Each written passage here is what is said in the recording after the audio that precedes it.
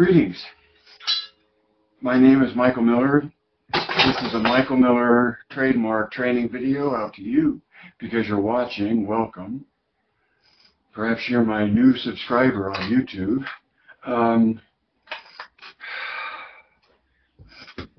This broadcast is meant for Michael Miller Pilates licensed affiliates, the core and core, and anyone interested in surviving and thriving as a Pilates instructor. So, can you guess what this is? This is my, that's pretty easy to guess right there, right? What is this, right?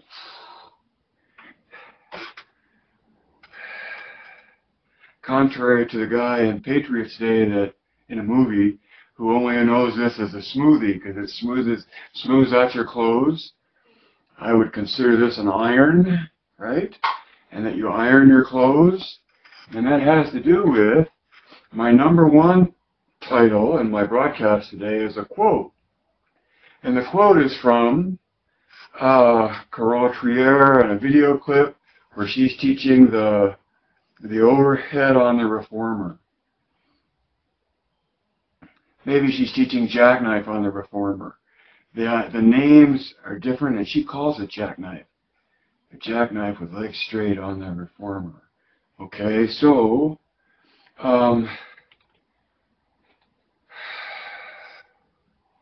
in my list, after you're done with hundreds on the reformer, you do the rollover. And the rollover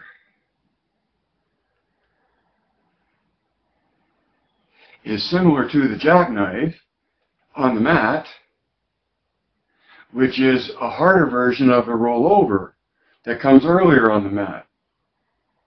So,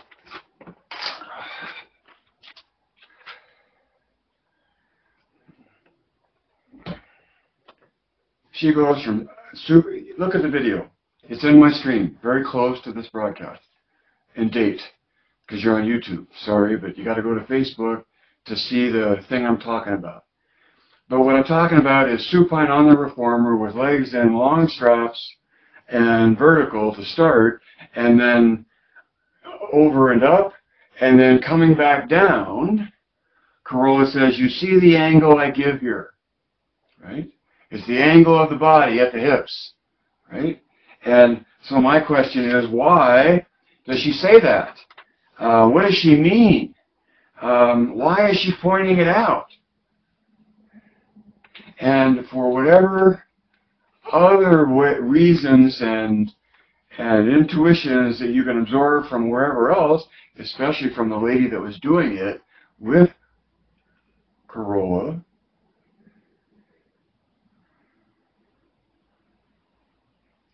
as an MM, so from the MMP point of view,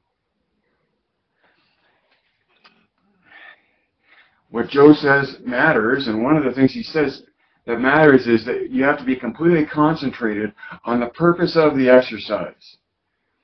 And so, relative to that, when she says, see the angle I give here, that's a huge, huge thing to point out. And what is she pointing out? I don't know, because I wasn't there and I couldn't ask her. And what matters to me is that you can see the original work and absorb it through the ideal that MMP says is in the original work. So this angle, why that angle?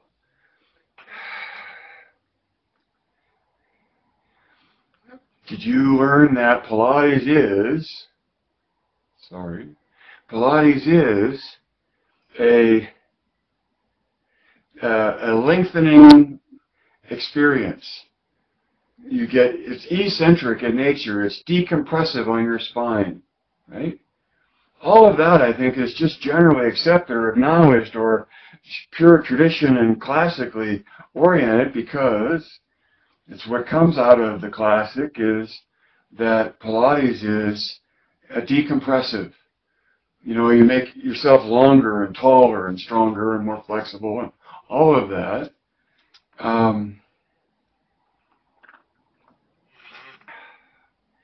The question is, or that I would point out to you is, how do you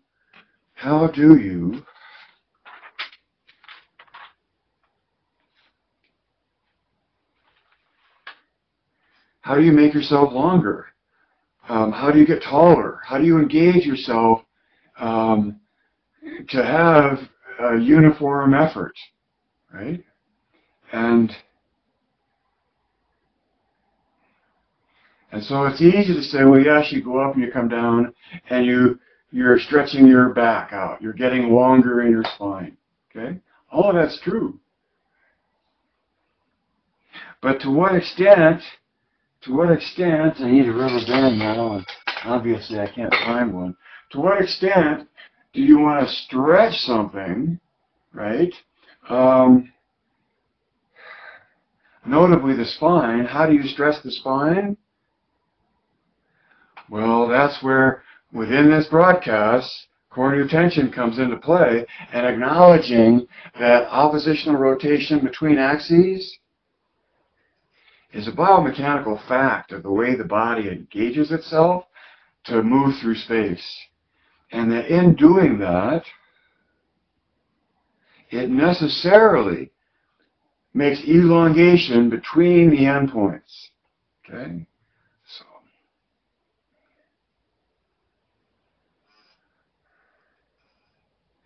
So whether it's the roll up, the roll over, or the overhead on the reformer, the point is decompression of the spine. The point is elongation of the body to mitigate the effect of gravity. And so in doing the rollover or the jackknife, as it's called in the video, it's called a half jackknife, right? In some lists, if you just have the legs all the way out and over and up and it comes after hundreds, it's called the overhead. But really that's number, why does the overhead come after the hundreds? See, why does the overhead come after the hundreds on the reformer? Well, that's because on the reformer is a reflection of the sequence of the mat. Both start with the hundreds, and yet you might say, well, there's footwork. Yes, there's footwork on the reformer, documented by Joe in film, that many have taken out as a preparation for doing the 100, but that's an advanced preparation or capability to do the footwork without feet on the bar, because you're holding all that weight up yourself.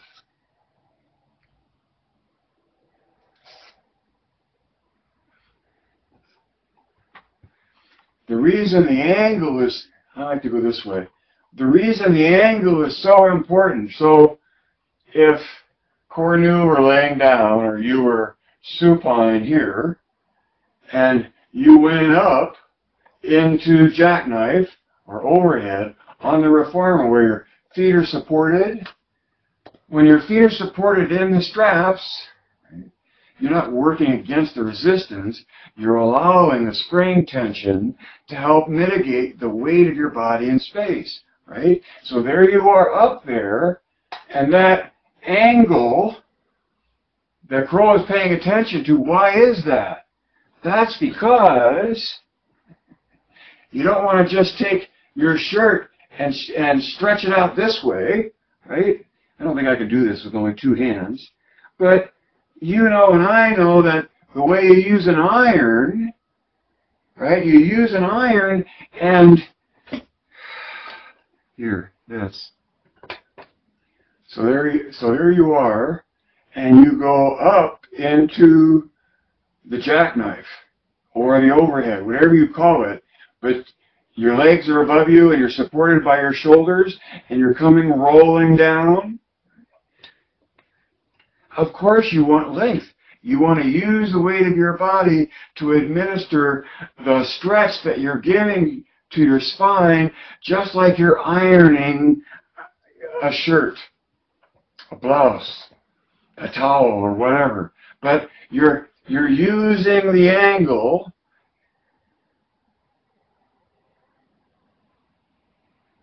You're creating the angle to use the weight as a means of stretching out through your spine. You're using the angle as a means to using your weight as a decompressive stretch on your spine. If that's the case and you know about CT, then you know that if you employ oppositional rotation between the ears and the shoulders, that's giving you stretch. That's stretching out the top of your head. And so, of course, if you're going to engage CT at one end, you might as well go to the metatarsals as well and feel that you're using oppositional rotation between axes from your ears all the way out to your metatarsals. And in doing that, engaging your body the most uniformly you can, which incidentally makes it decompressive. It gives it eccentric lengthening. And so from your shoulder platform, your shoulders are in touch, but you can make oppositional rotation between ears and shoulders that then goes out through the rest of the body. And the equipment does such a lovely job of supporting your weight so that you can make a good stretch all the way through your spine on the way down. And instead of just saying belong in your body, it's possible to actually cue a person to make oppositional rotation between ears and shoulders and then continue that all the way out and through so that you're pulling your spine apart through the process or the progression of the movement.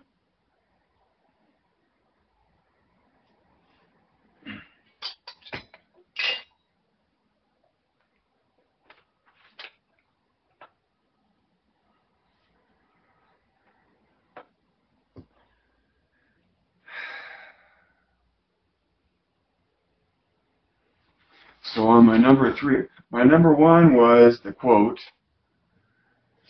pointing out to her words, see the angle I give here. I see the angle, but what does it mean? And why are you doing it? What is the exercise and how does it funnel down into the mat? Because everything else comes out from there, right? So the purpose of it,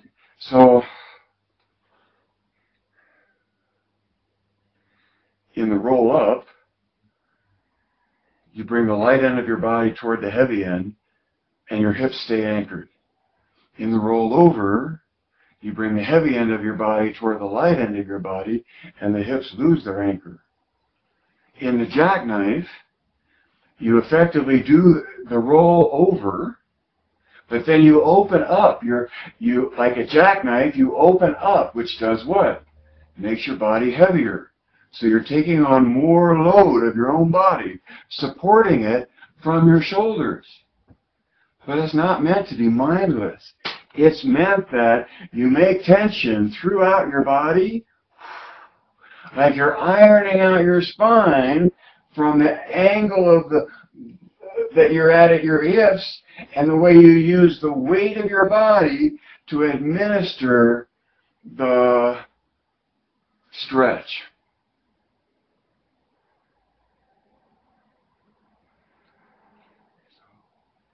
Why do it that way? And is it always, see, why do it that way? The best argument of all is to be able to say, that's the way Joe does it in original work that I can point to, or that I've seen, but having it at hand is good. The next way that matters to me is the ideal way, because I sort of think there's an ideal within the original work, And so if it's not in the original work, I'm looking to understand it as the ideal that comes out of the original work. And there's a third way, which are all the other ways, that's any way you want. Okay?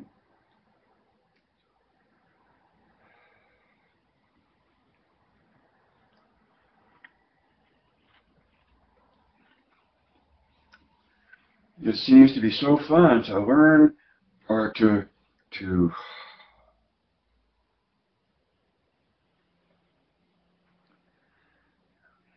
all I can do is point. So number 4, staying in plane. Number 4, staying in plane. What does that mean? Okay, it's about 2 transitions on the mat. Going from standing down into hundreds, or footwork if you prefer to precede hundreds, but from standing up to laying down, starting the sequence of the mat is a transition. And it's possible, instead of crossing one ankle behind the other and one wrist over the other and going down and lying down that way, it's possible to curl the ears, roll down through your body like you're going to do a push-up, but instead of the push-up, do a somersault into position so that your body stays in plane. And if you're, of course, insured and ready for it and all of that, going from standing through a somersault into laying on your back keeps your body completely in plane and completely even in the midline, right? And it's a smooth transition. And what's nice about that transition into the mat is that, of course, this is a very difficult transition. It's dangerous on the neck, and you've got to be strong enough in your shoulders. But the second to last exercise of the mat is balance control, right?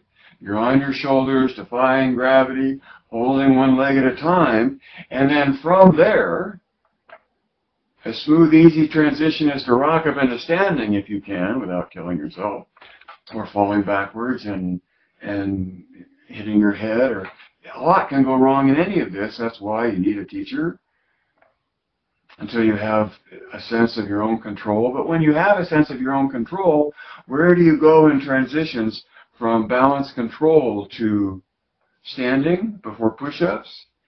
Can be a rock up into standing, but it can also be a bending at the hip, bringing the legs behind you to the floor, turning your palms toward the floor and lifting yourself off of your shoulders without being on your neck, and coming straight up into standing that way, the exact opposite way you went into it.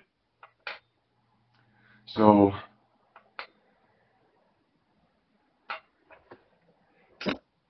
that's on the advanced end of things.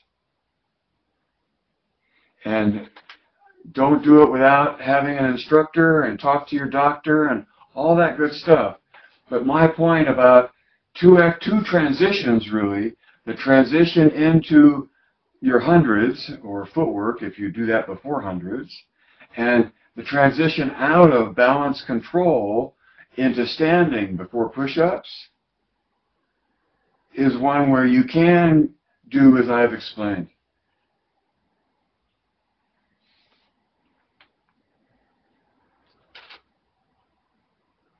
So,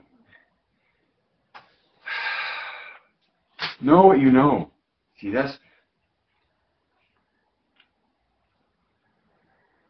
maybe that's because it's so intimidating and there's so much to know. And so many people that are in love with Pilates have never taught anything, right? Let alone movement. And all those that have taught movement are all too eager to wear Pilates as a cosmetic to what they want to do anyway. For me, what I had to say today was about all of it, really, in that if you believe that Pilates is a decompressive thing and you're trying to be long in your muscles, you're trying to be long in your trunk, then the way to do that is to engage in oppositional rotation between axes. And that's a mouthful, so you can just say core new tension. And the core new tension applies when you're doing something like the jackknife, wherever you're doing it, or the rollover, or any of it really. What you're doing is creating an opportunity for the weight of your body in that case to iron through your spine, you know, stretching out the fabric and making it all smooth and long. Hence, smoothie as a nickname for an iron. All right. Two things. It really helps to understand why. It really helps to understand core new tension so that you can look at someone that's teaching right straight from Joe. That isn't necessarily Joe, but here was teacher, you know, evidently had a piece of paper and the whole thing, and everyone has someone, that creates a lineage beneath it, right? And there are many lineages. What's important for me is that you can discern the ideal that exists across all of them.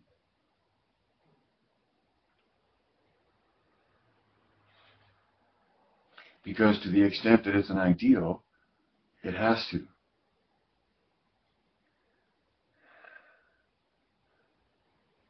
And so I have no idea how that got further explained, and I encourage you to go to that workshop and learn more.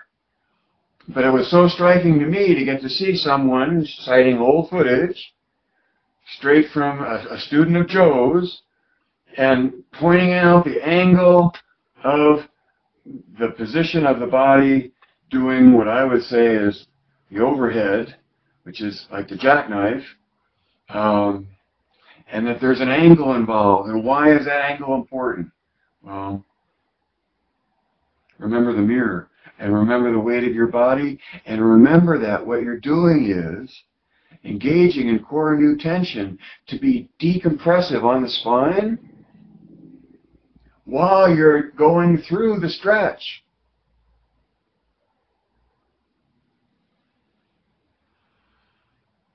Life can't live forever. Read between the lines. See behind the curtain. Add 2 and 2. Direct your thinking. Geist.